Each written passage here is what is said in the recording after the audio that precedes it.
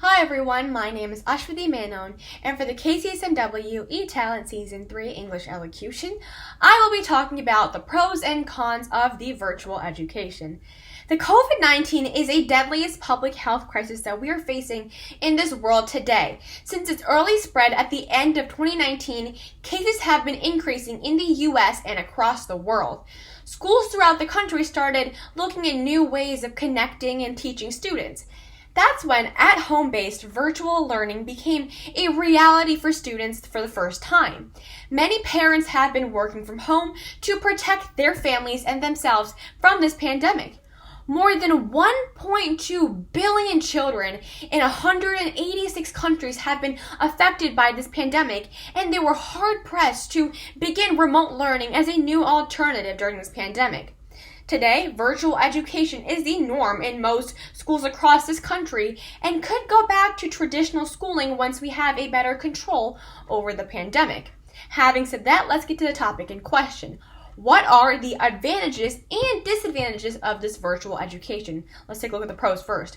First of all, developments in technology continue to help everyone, making it easier for students to achieve their dreams through distance learning programs.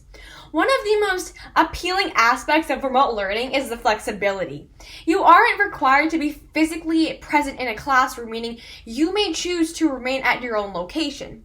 This allows you to complete your course at any time, from any location, and at your own speed. Another significant advantage of this virtual learning environment is about leveling the playing field. Learners have a sense of privacy in the online environment. Age, attire, physical appearance, disability, race, and gender are essentially missing as discriminating criteria.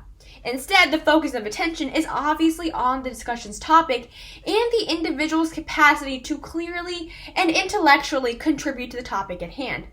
When taking online classes, you get to choose your learning environment and the way you want to interact with the learning material.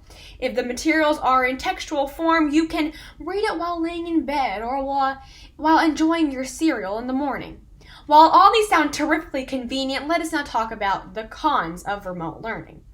In order to have a virtual academy to be a success, educators need to ensure students have access to technological materials needed for the learning experience.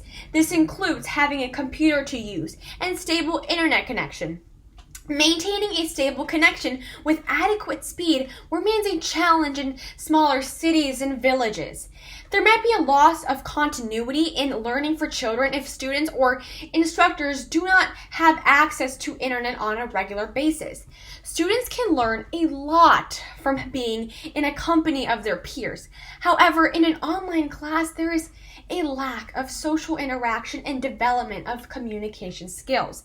Many students consider this as a major drawback of distance learning, as it can make it difficult to make a long-lasting relationship with their fellow classmates or create a connection with their teachers. For many students, one of the biggest challenges of online learning is the struggle of focusing on the screen for long periods of time. And with online learning, there is a greater chance for students to be easily distracted by social media or other sites. Students can develop bad posture and other physical problems due to staying hunched in front of a screen. A good solution for this would be to give students plenty of breaks from their screen to refresh their mind and their body. In conclusion, students are now experiencing an uncharted territory when it comes to their education since last year, transitioning from an in-person classroom to a virtual one. With a global pandemic affecting students of all grades, at times situations can feel overwhelming and difficult to navigate. The virtual learning is a huge step in the right direction to curtail the spread of this virus and pandemic among school children and thereby in many households in this country. Understanding the true benefits as well as the cons of virtual learning will surely be helpful for federal, state, and county governments, educational institutions, and other policymakers in arriving appropriate strategies for a better teaching modality for students. Thank you very much.